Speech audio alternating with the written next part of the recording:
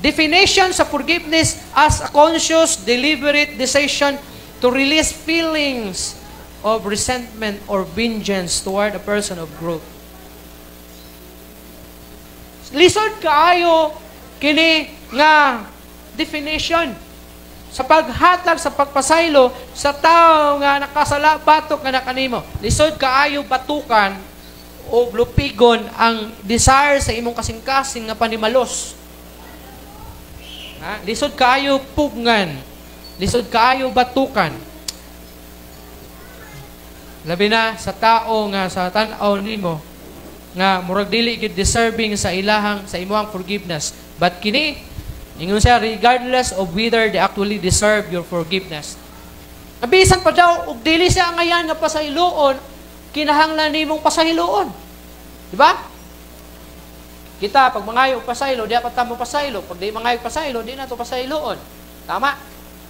Pero, bugat kayo ang definition sa forgiveness. Kay bisan, og dili siya angay pasayloon tungod sa iya tingaling. Grabe nga sala nga nahimo. But, gipasaylo siya. Marabag si Nelson Mandela. Siguro, katong tawhana, katong tao nga nagkakuro, katong warden, ba sige, ibtan to sa kuko, ibtan niya kuko si Mandela, wala pa kauna, basi gibunal-bunalan ang tiil, ang lawas. Ano ba? Kita ka na mga salida, inana, lumsan og tubig, pakurintihan, ano ba? Makaingon jud ka kung ikaw siguro kabuhi lang gid ko dili patay ka sa wa. Kung ikaw to.